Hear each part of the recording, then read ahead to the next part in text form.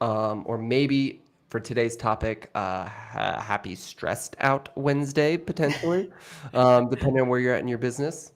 We feel, I know, we talk to a lot of private practice owners on a weekly basis, like a lot.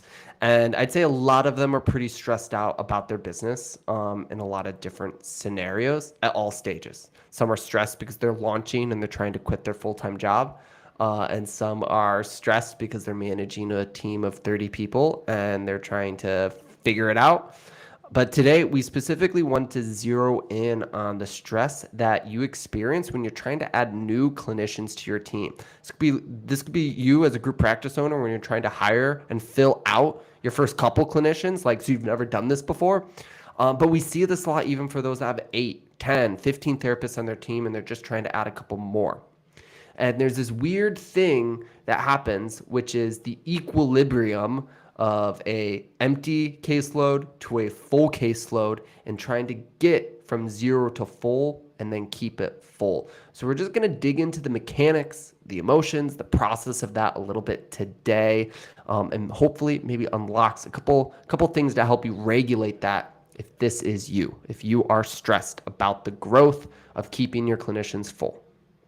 Yeah. First place my head goes to is just know that you're not alone. Know that it is totally possible for you to fill out however many caseloads exist, and with a little bit of thinking and a little bit of action and taking sort of small baby steps, you'll kind of dig your way out. And I think the very first place my head has to go to is uh, break it down into smaller chunks. So if you have a lot of clinicians, or even just one clinician that you have to fill, what is one person that that person can work with, and where can you go to find those clients?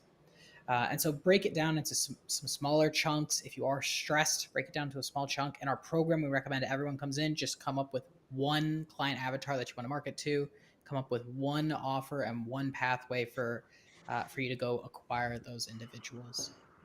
Yeah. And when you're in this juncture, let's take an example of a team of 30 and a team of 0 going, like a team of 1 going to a team of 2. You both actually have the same fundamental problem. The numbers just look a little different. And when we rest in that, we get to come up with two really interesting like answers to the stress that we're experiencing. Number one is if the person that has 30 clinicians can figure out how to keep all of their caseloads full and they have 30 of them, I most certainly can keep one clinician full. I just might be missing some skills, some traits, some knowledge, or some execution, or a little bit of all of it, making that happen. And on the flip side, if you're already at 30 and you're like, man, how on earth am I going to fill out 10 more or even one more clinician? Well, you've successfully filled out 30 in theory, right? If you've gotten to that size to some degree or another. So there's probably a playbook and a roadmap that you can follow that you either need to double down on or increase volume. Like, maybe we'll talk about some of those tactics in a second here, but you can probably do it again. And there's this weird thing where it's not new, but it's new for you. And that doesn't change no matter what size of business that you're at. I literally told a practice owner this earlier today around this exact discussion of like, Attilio and I are growing our businesses right now. And there are things that feel stressful and uncomfortable and worrisome for our business today that we wouldn't have conceived of 3 years ago and we'll look back on and think are no big deal, a year from now because it's new. It's the new thing I personally am pushing into, even though the person in front of me or the business next door has solved this problem. So I just want to encourage you to like rest a little bit into the newness and the fact that that's in some ways like it's sort of like jumping into like a cold shower, so to speak. At every level of your business, the temperature of the water will not change, no matter what size of the business you become. However, your ability to tell your brain no and just to step in, and how fast that relationship is. Or like the pool analogy, you see like one kid at the side of the pool and they take 20 minutes to jump in and the other one just like goes for it. Well, the water is the same, but the mindset's a little bit different. It's okay to be stressed. It's okay for this to be a new thing, but this is part of the tension that doesn't go away whenever we're trying to grow the business at any level. Yeah, I'll tag in with a slightly different angle, and I think I'm gonna peg this under like the need to hear and the not and not the want to hear section. Ooh, spicy. When yeah, when when you're really stressed out, I think oftentimes it's easy to make bad decisions. Um, and it's easy to make bad decisions because you want something to work so bad, or you're just kind of like grabbing at straws, right? You're just ready for something to happen, and so bad decisions can happen, mistakes can happen, um, and I think the worst of it, and this is really what I want to touch on, is uh, when something's not going our way, we make excuses. And to me, I see so many excuses come up um, for like, hey, my marketing's not working, so it'll never work, or this thing's not working, so I have to go try something new, and we make all these random or weird excuses. Oh, the other practice that's successful is doing insurance and not cash, and so of course my way won't work. And so you're looking at and pointing fingers at elements that aren't really in your control, or don't align with the decisions you've already made, which you probably make good decisions in a non-stress state. And so all I'm encouraging is don't be so eager to make excuses and point fingers in a stressed state. Don't be so eager to make decisions or contradict yourself in a stressed state or a stressed environment.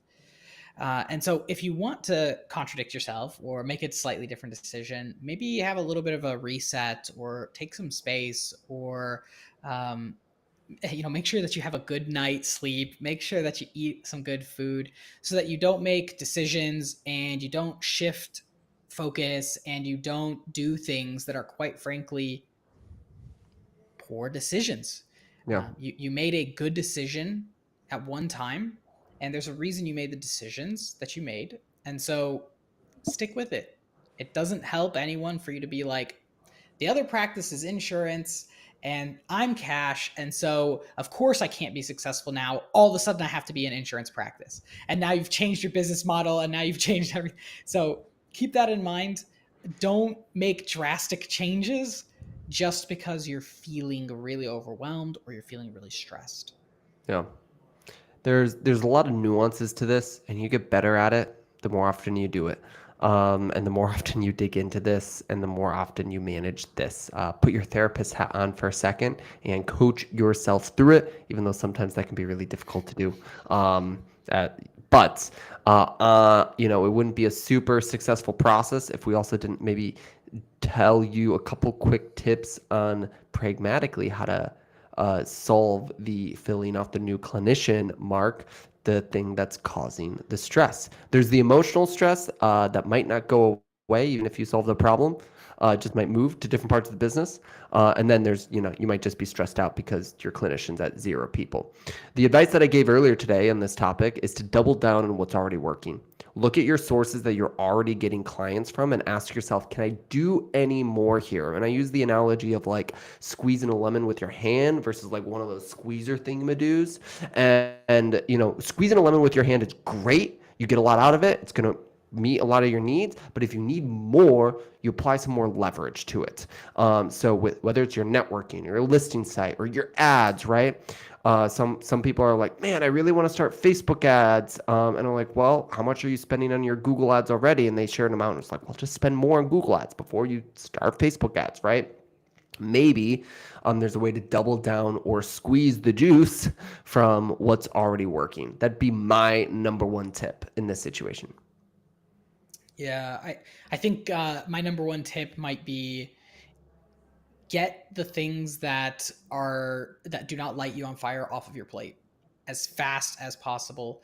And sometimes that means hiring like an intake coordinator. Sometimes that means hiring someone to help you with the marketing side or copywriting, just hire and Yeah. delegate. Like do the things that set you on fire, and if it doesn't set you on fire, delegate and manage others who maybe do it.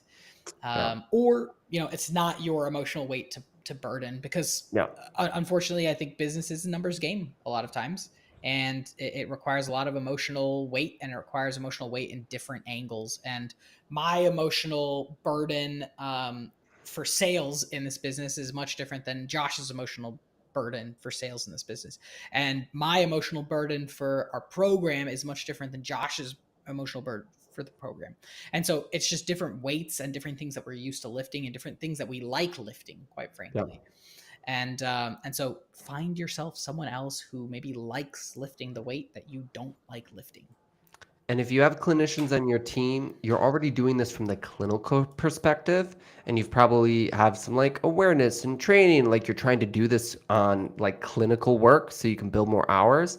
But my last comment is if you're like, man, how do I do that? That means you are missing the team building delegation skill as a business owner.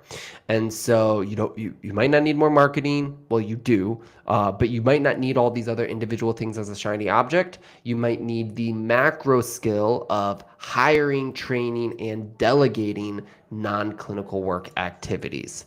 So my last suggestion is, as a practice owner, if you want to multiply yourself, a multiplier is hiring other people for sure, but that is a skill that must be acquired at all levels. So maybe look into that and that type of execution. I love it.